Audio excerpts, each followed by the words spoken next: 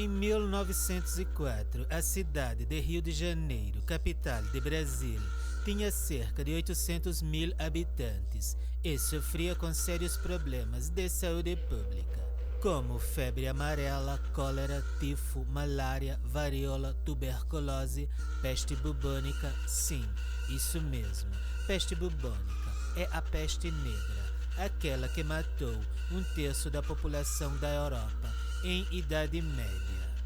Essas doenças assolavam a população e eram objeto de preocupação dos governantes. Isso porque a cidade de Rio de Janeiro causava má impressão aos turistas, aos europeus que vinham a Brasil.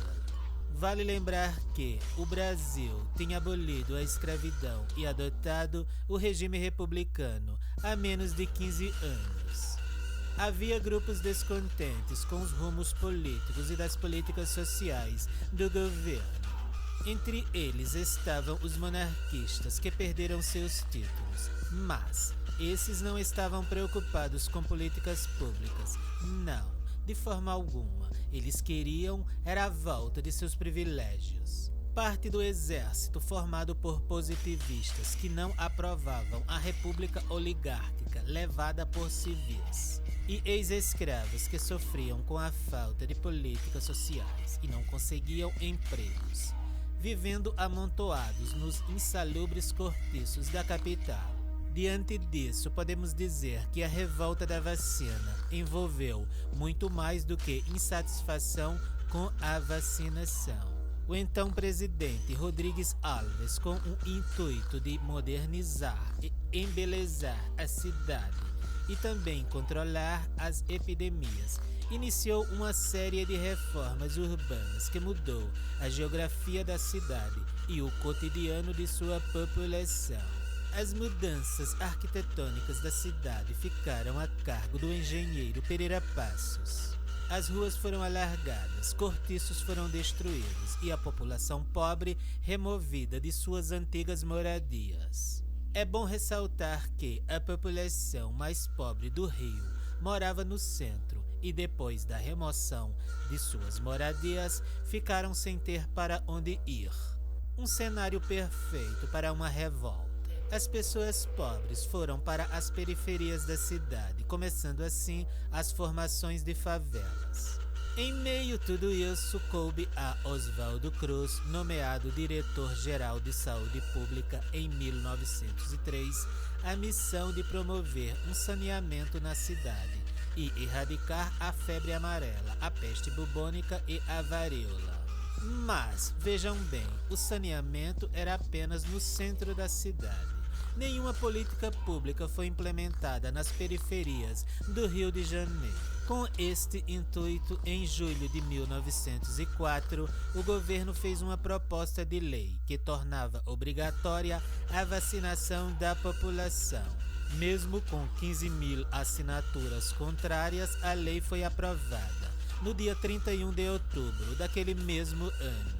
A esta lei, já impopular, juntou-se uma regulamentação proposta por Oswaldo Cruz. Nela exigia-se comprovantes de vacinação para realizar matrícula nas escolas, como também para a obtenção de empregos, viagens, hospedagens e casamentos. Sim, isso mesmo. Previa-se também o pagamento de multas para quem resistisse à vacinação. Então, quando esta proposta vazou para a imprensa, o povo indignado e contrariado deu início à maior revolta urbana que já tinha sido vista na capital. A revolta começou em torno da estátua de José Bonifácio, no Largo de São Francisco, e rapidamente se espalhou por diversos lugares da cidade. Pedras, tiros, que tiro foi esse? Barricadas, depedrações, fogueiras eram utilizadas pela população para mostrar sua insatisfação. A repressão policial foi severa, sendo o saldo total desta revolta a prisão de 945 pessoas para a Ilha das Cobras, 30 mortos, 110 feridos e 161 deportações para o estado do Acre. Houve várias revoltas dentro da revolta, isto é, vários segmentos da população de diversas classes sociais e motivações políticas, como sempre, estiveram por trás destas agitações. Muitos estudiosos do assunto afirmam que a revolta ocorreu por uma soma de insatisfações com a política realizada, inclusive a remoção das moradias, sim, isso mesmo, da população mais pobre. A forma como o processo foi conduzido por Oswaldo Cruz, apesar das boas intenções, foi entendido como arbitrário e despótico, sim, autoritário, sendo suas medidas apontadas como violação dos direitos civis e constitucionais.